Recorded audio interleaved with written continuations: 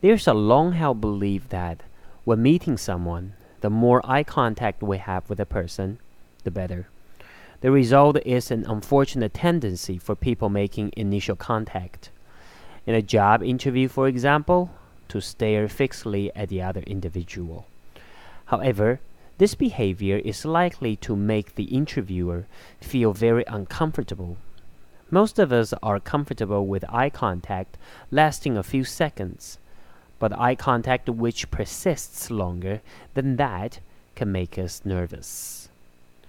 Another widely accepted belief is that powerful people in a society, often men, show their dominance over others by touching them in a variety of ways. In fact, research shows that in almost all cases, lower status people initiate touch. Women also initiate touch more often than men do. The belief that rapid speech and lying go together is also widespread and enduring. We react strongly and suspiciously to fast talk. However, the opposite is a greater cause for suspicion. Speech that is slow, because it is laced with pauses and errors, is a more reliable indicator of lying than the opposite. Rapid speech without mistakes is a reliable sign of intelligence. Women often play a more dominant role than men in a community.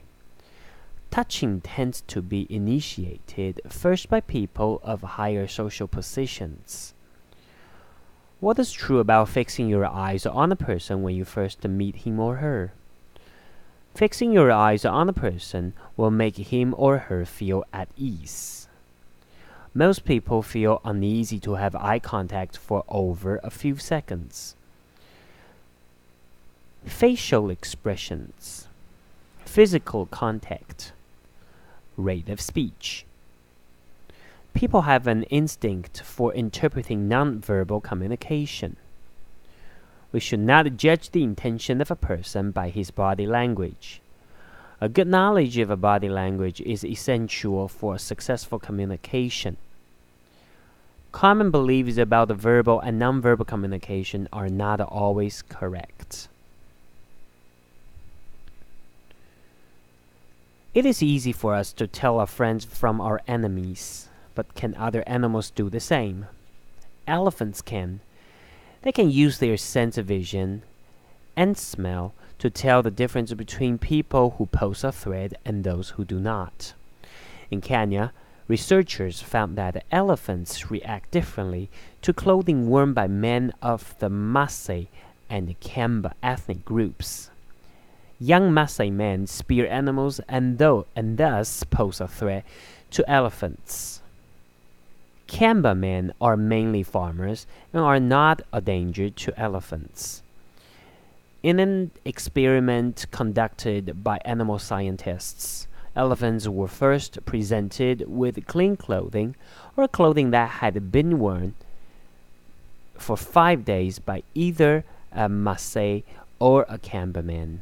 When the elephants detected the smell of clothing worn by a Maasai man, they moved away from the smell faster and took longer to relax than when they detected the smells of either clothing worn by Kamba men or clothing that had not been worn at all. Garment color also plays a role, though in a different way. In the same study, when the elephants saw red clothing not worn before, they reacted angrily, as red is typically worn by Maasai men. Rather than running away, as they did with the smell, the elephants acted aggressively toward the red clothing.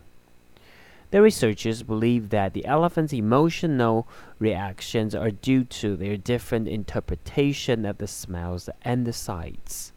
Smelling a potential danger means that a threat is nearby, and the best thing to do is run away and hide. Seeing a potential threat without its smell means that risk is low. Therefore, instead of showing fear and running away, the elephants expressed their anger and became aggressive. What can be inferred about the elephant's behavior from this passage?